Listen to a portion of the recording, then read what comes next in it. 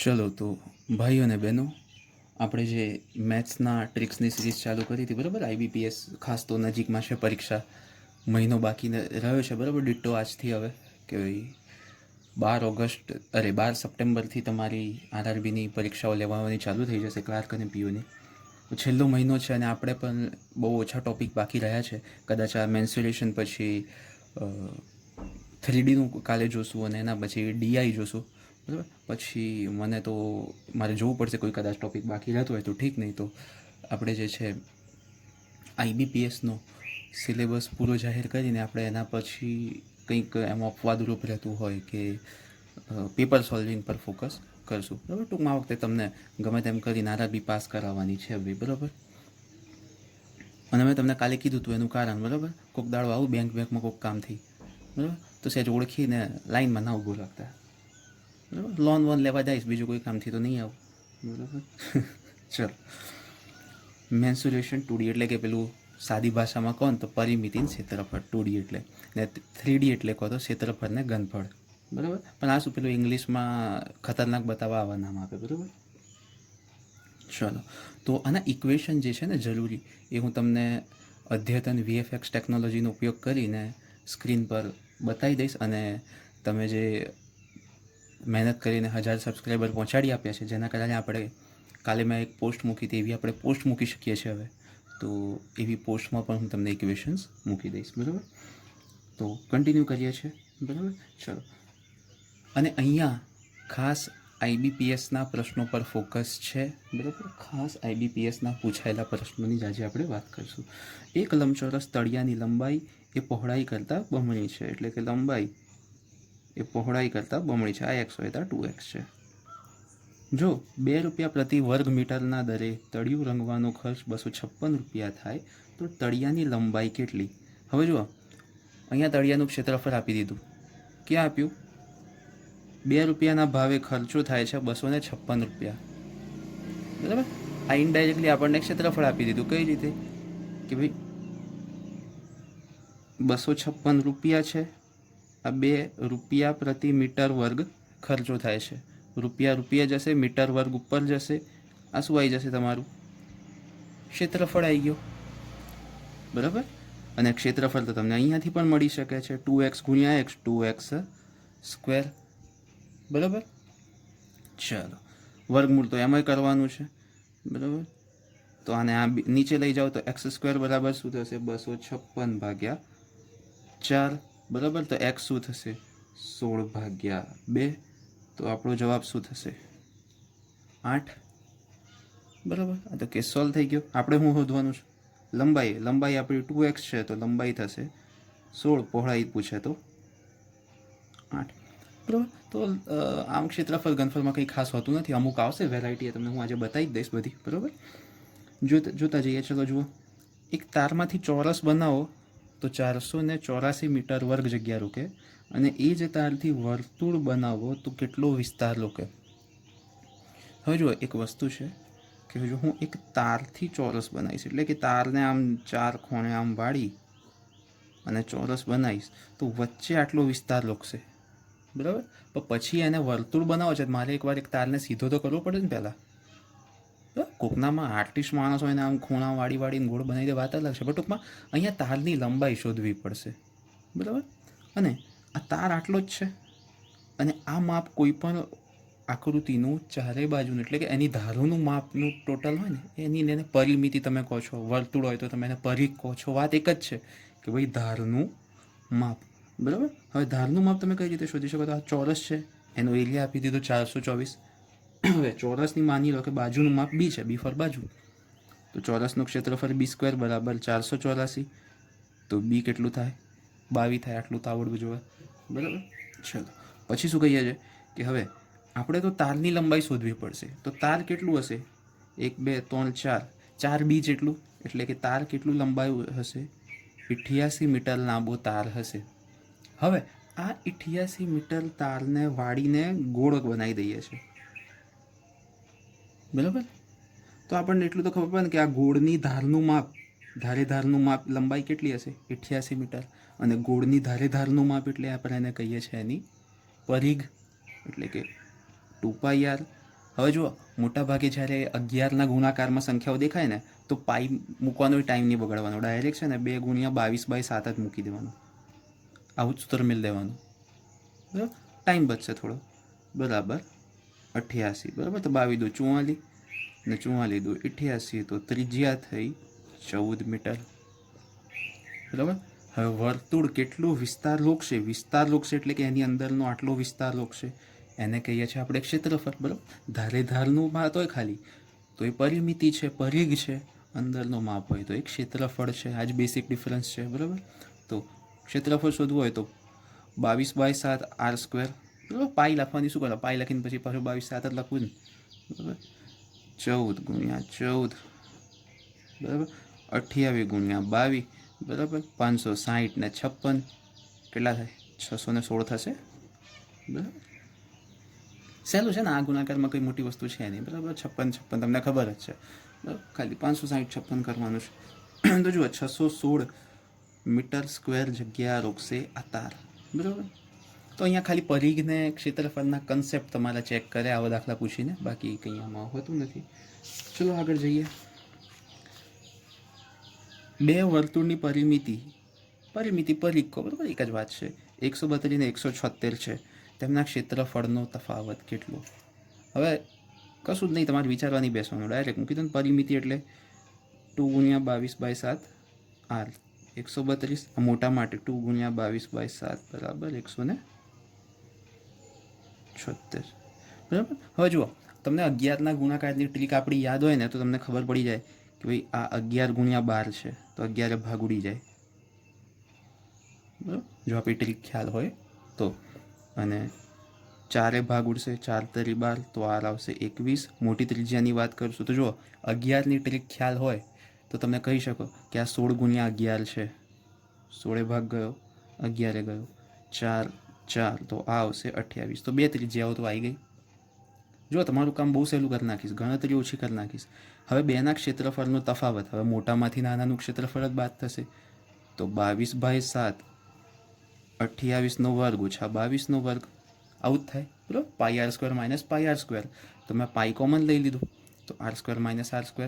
હવે યાદ કરો, કાલે પણ આપણે આવો એક દાખલો લીધો હતો આવું સાદું રૂપનું, a² - b², શું થાય, a + b a - b, એટલે કે બેનો સરવાળો કેટલો થાય, અચ્છા 21 છે ને, ઓકે 21 છે, 49 મને 7, બરાબર. આપણે તો છેદ ઉડાવવા, આપણે શું કર્યું, a² - b², તો a - b એટલે કે 28 - 21 7 ગુણ્યા a + b 28 + 21 49, બરાબર. હવે જો સોલ્વ કરવું કેટલું ઇઝી થઈ જાય છે, 7 7 જતા રહ્યા, કરવાનું શું છે, 49 × 22. હવે એક વસ્તુ સમજો, 22 × 49 આપણને ના આવડે, પણ 22 × 50 તો આવડે ને, 22 × 5 તો આવડે ને લે, બરાબર. 110 થાય તો 22 × 50 1100 થાય, 1100માંથી 22 માઇનસ કરો, તમારે 22 × 49 થઈ જાય, સહેલું પડે, બરાબર. તો આવી રીતે માઇન્ડમાં કેલ્ક્યુલેશન કરવી પડશે કે ભાઈ 22 × 50 મને આવડે છે 1100, અને મને ખબર છે કે ગુણ્યા 49 એટલે કે એમાં 22 એકવાર ઓછું, બરાબર. તો મને ખબર પડી જાય કે ભાઈ 1078 જે છે એ મારું જવાબ હશે, બરાબર. તો ગણતરીઓમાં આ રીતે ઝડપ લાવવી પડશે ભાઈઓ અને બહેનો, કેલ્ક્યુલેશનમાં ઝડપ કઈ રીતે લાવવી પડશે, તો આ રીતે આપણી બધી ટ્રીકો વાપરીને, અને એટલે જ આવા બધા ચેપ્ટર હું છેલ્લે લઉં છું, કેમ કે તમે અત્યાર સુધી જે ટ્રીકો શીખ્યા એનો ઉપયોગ કરી શકો, બરાબર. ચલો આગળ વધીએ. એક વર્તુળ પ્લોટની વાડ કરવાનો ખર્ચ છે 15 રૂપિયા પ્રતિ મીટર, એટલે કે આ ભાવે વાડ કરીએ તો 3300 રૂપિયા વાડના થયા. તો 100 રૂપિયાના ભાવે ટાઇલ્સ નાખવાનો ખર્ચ કેટલો. હવે ઇનડાયરેક્ટલી આપણને કેવો દાખલો પૂછ્યો છે, પરિઘ આટલું તો ક્ષેત્રફળ કેટલું, બરાબર. આ ટાઈપનો દાખલો કંઈક પૂછ્યો છે આપણને. પરિઘ કઈ રીતે આપ્યો છે, તો કે વર્તુળની ફરતે વાડ કરી છે, બરાબર. આખા મેદાનમાં અંદર બી વાડ તો ના કરી દે, ફરતે જ હોય વાડ કરી છે ફરતે, બરાબર. એટલે કે વાત શેની છે, પરિઘની. પરિઘ ક્યાં આપેલો છે આપણને, જુઓ 3300/15 આપી દીધેલું છે આપણને પરિઘ એટલે 2 × 22/7 ગુણ્યા ત્રિજ્યા, બરાબર. છેદ ઉડતા હોય જ્યાં બધું ઉડાવી જ દો, ચલો 2, બરાબર. તો 11 3 300, બરાબર. 300 15 ગુણ્યા 20 300 બરાબર 4 પંચા 20 300 તો ત્રિજ્યા થઈ 35 બરાબર. ચલો ત્રિજ્યા તો થઈ ગઈ. હવે ક્ષેત્રફળ શોધવું છે તો 22/7 ગુણ્યા 35 ગુણ્યા 35 બરાબર. આ શું આવશે? ક્ષેત્રફળ. અને આપણને શું કીધું છે કે પર મીટર સ્ક્વેરે 100 રૂપિયા ખર્ચો થાય છે, તો ટોટલ ખર્ચો કેટલો? તો ક્ષેત્રફળ ગુણ્યા પ્રતિ વર્ગ મીટરનો ખર્ચો. તો આપણો ડાયરેક્ટ જવાબ આવી જશે. આ ગુણાકારને જ સોલ્વ કરી નાખો. બરાબર. 7 પંચા 35. તો જો અહીંયા શું થશે? 110 ગુણ્યા 35 ગુણ્યા 100. હવે એક કામ કરું, હું અહીંયા 0 ને અહીંયા લઈ જાઉં તો 35 ગુણ્યા 11 તો સહેલું થઈ ગયું. બરાબર કે ભાઈ 385. કઈ રીતે? 3 આમ 5 આમ વચ્ચે આ 5 ને 3 8 અને પાછળ 3 મીંડા ચડાવી દો. આટલા રૂપિયા ખર્ચો થશે. બરાબર. તો ઝટપટ ફટાફટ IBPS છે. બરાબર. બને એટલી ઝડપથી ગણતરીઓ કરવાની છે, અને આવી ગણતરીઓ કરતાં તમને 25 સેકન્ડથી વધારે લાગવી ના જોઈએ. બહુ તો 30 સેકન્ડ લો, વાંધો નથી, પણ જેમ જેમ તમે જેટલી પ્રેક્ટિસ એટલી સ્પીડ આવશે. ચલો એક ઓર દાખલો. એક ચોરસનું વિકર્ણ શોધો જો તેનું ક્ષેત્રફળ 882 સેન્ટીમીટર હોય. બરાબર. હવે તમે સમજી ગયા છો કે મારી રકમ લખવામાં ગોટાળો થઈ ગયો. પહેલાં જો ચોરસનું ક્ષેત્રફળ 882 હોય તો વિકર્ણ શોધો, આવી રકમ હતી, પણ લખવામાં ગોટાળો થઈ ગયો છે. ટૂંકમાં ક્ષેત્રફળ આપેલું છે અને વિકર્ણ શોધવાનું છે. હવે એક વસ્તુ સમજો, અહીંયા વિકર્ણનું સૂત્ર તમને યાદ છે? V ફોર વિકર્ણ બરાબર થાય √2 ગુણ્યા ચોરસની બાજુ. હવે આ કઈ રીતે આવ્યું? તો કે કયા વેદ નહીં ભણવાના, પેલું પાયથાગોરસ કાકા જ કહી ગયા હતા કે ચોરસ એટલે કાટખૂણો, બાજુઓ બાજુ બાજુ, અને આ થયું કર્ણ. કર્ણનું માપ શું થાય? બરાબર. તો કે બાજુનો વર્ગ વત્તા બાજુનો વર્ગ. અને હું વિકર્ણને V કહું તો V² બરાબર બાજુનો વર્ગ વત્તા બાજુનો વર્ગ. 2 બાજુનો વર્ગ તો V બરાબર √2 બાજુ. બરાબર. તો બેસિક ઇક્વેશન છે, અને ના આવડે તો તારવી શકો છો. બરાબર. હવે એક કામ કરો, જુઓ, આનો વર્ગ કરીએ તો શું થાય? આવું થાય. હવે ચોરસનું આ ચોરસનું ક્ષેત્રફળ કહું તો હું શું થાય? B ગુણ્યા B બાજુનો વર્ગ. એટલે કે આ મારું ક્ષેત્રફળ આવી ગયું, આ વિકર્ણનો વર્ગ આવી ગયો. એટલે આના પરથી આપણું સૂત્ર બની ગયું વિકર્ણનો વર્ગ બરાબર 2 ગુણ્યા ચોરસનું ક્ષેત્રફળ. બરાબર. એટલે કે 2 ગુણ્યા 882. બરાબર. આ થશે વિકર્ણનો વર્ગ. હવે ગુણાકાર કરવા નહીં બેસવાનું, કારણ કે પછી આપણે વર્ગમૂળ કાઢવાનો છે. તો એક કામ કરો, જુઓ, આમ કરી દો તો જાણીતી સંખ્યાઓ આવી જાય છે. બરાબર. હવે વર્ગમૂળ કાઢવાનું છે તો 2 વાર હતી વસ્તુ, એક વાર કરી દો. 2 ગુણ્યા 21. આનું વર્ગમૂળ તમને ખ્યાલ જ હોય. તો વિકર્ણનું માપ આવી ગયું 42. બરાબર. તો થોડીક તમે લોજિક વાપરો, થોડાક ઇક્વેશન ખ્યાલ હોય, બરાબર, તો તમારી ઘણી ગણતરીઓ ઝડપથી પતી શકે છે. ચલો એક વાર દાખલો, થોડો અઘરો દાખલો લઈએ. અને અઘરા દાખલા થોડા પછી એટલા માટે રાખું છું કારણ કે જે લોકો 4-4 મિનિટ 2-2 મિનિટના વિડીયો જોઈને ભાગી જાય છે આપણા લેક્ચર જોઈને, બરાબર, તો એમને શું છે કે સહેલા દાખલાનો લાભ મળે, પણ અઘરા દાખલાનો લાભ જે છેલ્લે સુધી ટકી રહેવાવાળા છે એમને જ મળે. બરાબર. હું ક્યાં ના પાડું છું કે તમે ના આવો છેલ્લે સુધી. જે લોકો ભાગી જવાવાળા છે એ લોકો બી જોઈ જ શકે છે, વિડીયો તો બધા માટે અવેલેબલ છે, પણ એમને દુનિયાના બીજા કામો વધારે મહત્ત્વના હોય છે. બરાબર. તો શું છે કે એ લોકોને થોડા આવા દાખલાઓ તમને થોડો ટકી રહેવાનો લાભ મળવો જોઈએ. બરાબર. ચલો જો આ મસ્ત દાખલો છે. એક ત્રિકોણાકાર ક્ષેત્રની બાજુઓના માપ 26, 28 ને 30 છે. તેના દરેક ખૂણે એક પાળો 7 મીટર લાંબા દોરડાથી બાંધેલો છે. હવે મૂળ રકમમાં ગાય હતી, બરાબર, ગાય સેન્સિટિવ મુદ્દો થઈ જાય તો આપણે મેં કીધું ચેન્જ કરી નાખીએ, પાળો લઈ દઈએ. બરાબર, કોઈ વાંધો ના આવે. ચલો, તો એક પાળો એટલે કે અહીંયા એક પાળો બાંધ્યો છે, અહીંયા ખૂંટેથી એક પાળો બાંધ્યો છે, અને અહીંયા એક ખૂંટેથી પાળો બાંધેલો છે. કેટલા મીટર લાંબા દોરડાથી? તો કે 7 મીટર લાંબા દોરડેથી.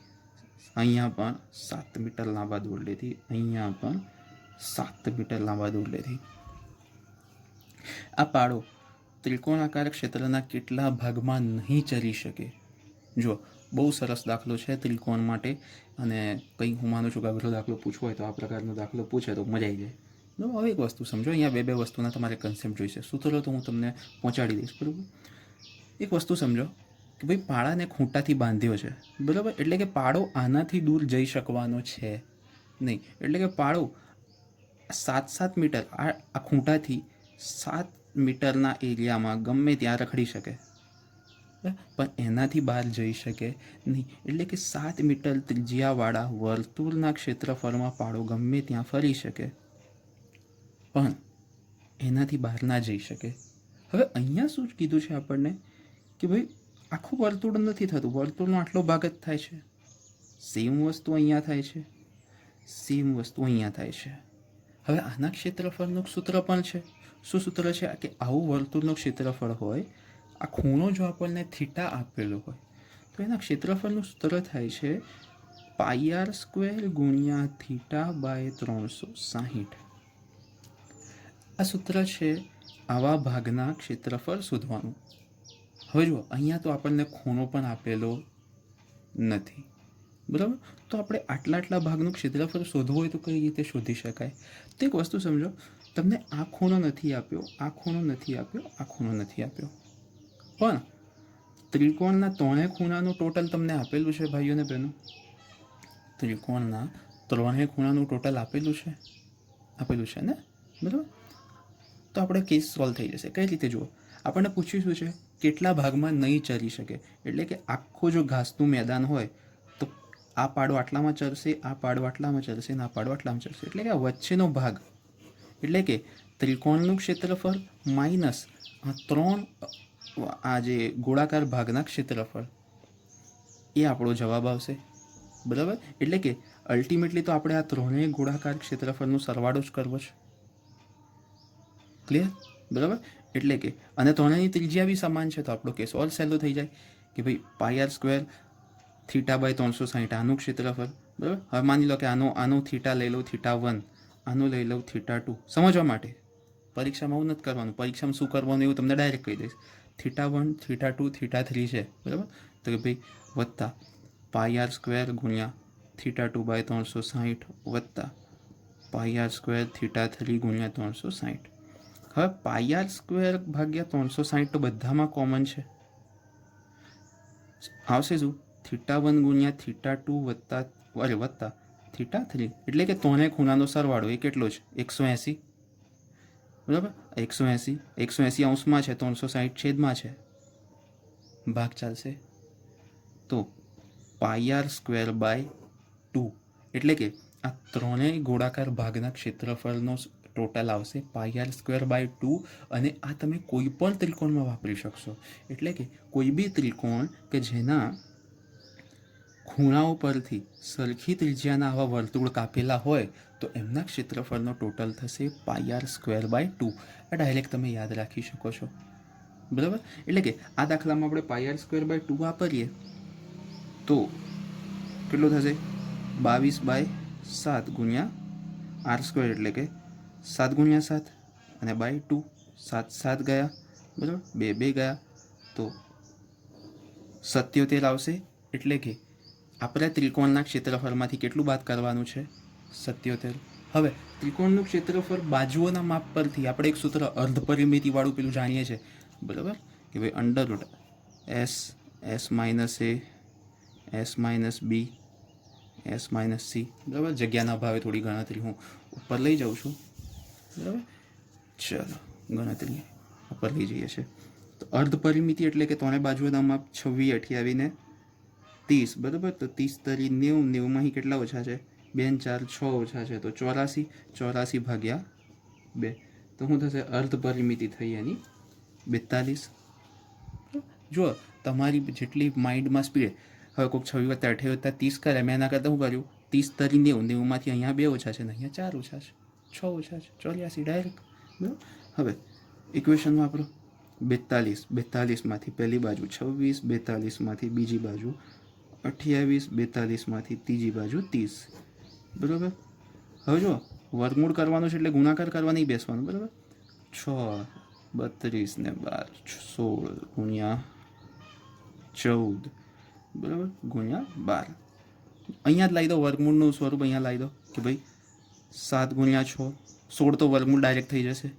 7 ગુણ્યા 2 ગુણ્યા 6 ગુણ્યા 2. હવે જુઓ, 2 સાતડા આવી ગયા, 2 છગડા આવી ગયા અને 2 બગડા આવી ગયા, તો વર્ગમૂળ થઈ જશે. 16નું પણ વર્ગમૂળ થઈ જશે. તો સાદુરૂપમાં વર્ગમૂળ કાઢો. હવે તો શું થશે? 7 ગુણ્યા 6, 16નું વર્ગમૂળ 4 અને 2 બગડાનું 1 બગડો થઈ જશે, બરાબર? હવે આનો ગુણાકાર જ કરવો છે તો જુઓ 6 ચોક 24 દુ 48, 48 ગુણ્યા 7, બરાબર. હવે 48 ગુણ્યા 7 તમને ના આવડે, મને ખબર છે. 50 ગુણ્યા 7 તો આવડે ને. 50 ગુણ્યા 7 શું થાય? 350. 350માંથી હું વાત કરવાનું? 7 દુ 14 માઇનસ કરવાનું, બરાબર. તો શું થશે? 336. એટલે કે ટોટલ એરિયા કેટલો થયો આખા ત્રિકોણનું ક્ષેત્રફળ? 336. જો આ રીતે ગુણાકારમાં ઝડપ લાવવાની છે ભાઈ અને બહેનો, બરાબર. તો 336 થયો. 336માંથી નાનચુકડો એરિયા કેટલો હતો? 77. તો આપણો જવાબ શું આવશે? 336 માઇનસ 77. 330માંથી 70 જાય તો 260, અને 6માંથી 7 જાય તો -1, એટલે કે 259 મીટર વર્ગ એરિયા એવું હશે કે જેમાં પાડા નહીં ચરી શકે, બરાબર. ચલો એક વાર દાખલો. જો આ ટાઈપના દાખલા, અને આ મેં સૌથી એક્સ્ટ્રીમ લેવલનો લઈ લીધો, બરાબર, વચ્ચે, કારણ કે કોઈને એવું ના લાગે કે સહેલા દાખલા ગણાવીને લેક્ચર પતાવી દીધું, બરાબર. ચલો, શું કીધું છે? 30 બાય 20નો બગીચો છે, અને એની વચ્ચે 2 મીટર પહોળો ઊભો ને આડો રસ્તો છે. એટલે કે વચ્ચોવચ એક રસ્તો 2 મીટર પહોળો આમ બનાવ્યો છે, અને એક રસ્તો 2 મીટર પહોળો આમ બનાવ્યો છે. તો રસ્તામાં 1 વર્ગ મીટરની કેટલી લાદીઓ ગોઠવી શકાય? અલ્ટિમેટલી આપણને આ છે ને 1 વર્ગ મીટરની લાદીઓ પૂછે, એનો મતલબ એવું જ સમજવાનું કે આપણને આ રસ્તાનું ક્ષેત્રફળ પૂછે છે, બરાબર. હવે જો ડાયરેક્ટ રસ્તાનું ક્ષેત્રફળ આપણે ન શોધી શકીએ, પણ આપણે એક વસ્તુ કરી શકીએ ને, કે ભાઈ આખા ચોરસનું ક્ષેત્રફળ તો સીધું છે, હલવો છે 600, બરાબર. એમાંથી આ 4 ચોરસનું ક્ષેત્રફળ આપણે માઇનસ કરી નાખીએ તો થઈ જાય ને ભાઈઓ અને બહેનો. હવે એના માટે શું કરવાનું? જુઓ, સમજો, હું વચ્ચે લાઈન પાડી દઉં. તો 30નું અડધું 15, આ 20નું અડધું 10. પણ એમાંથી આપણે તો આ રસ્તો બી કાપવો છે, તો અડધું કર્યું તો રસ્તો બી અડધો થઈ ગયો. રસ્તો 2 મીટરનો, તો આપણે શું કર્યું? બધું અડધું કરી નાખ્યું, તો રસ્તો બી અડધો થઈ ગયો. તો અડધો રસ્તો એટલે કે 1 મીટર પહોળો રસ્તો અહીંયાથી માઇનસ થશે. આ રસ્તો અડધો રસ્તો એટલે કે 1 મીટર પહોળો રસ્તો અહીંયાથી માઇનસ થશે. તો આ જે ચોરસ છે કે જે આપણે બાદ કરવાના છે, એની બાજુઓ કેટલી થશે? તો કે 9 ને 14, 14 ને 9, 9 ને 14, 14 અને 9, એટલે કે 14 અને 9 બાજુઓવાળા 4 ચોરસ માઇનસ કરવાના છે. તો આપણો જવાબ આવી જશે 600 માઇનસ 4 ગુણ્યા 14 ગુણ્યા 9, બરાબર. હવે સાદું રૂપ જ આપવાનું છે, તો 14 9 તો તમને ખ્યાલ જ હોય, 126 ગુણ્યા 4, 600માંથી માઇનસ કરવાના છે, બરાબર. 12 ચોક 48, 480 ને 48, બરાબર. એટલે 12 ચોક 48, 480, 6 ચોક 24 થશે ને ભાઈ. ઓકે, 504. આવું ખતરનાક સાદું રૂપ, બરાબર. ફોર્મમાં વિડીયો રેકોર્ડિંગના સાથે થઈ જાય. પણ ટૂંકમાં 96 મીટર વર્ગ એરિયા આવ્યો. આપણને પૂછ્યું છે કેટલી લાદીઓ ગોઠવી શકાય, બરાબર.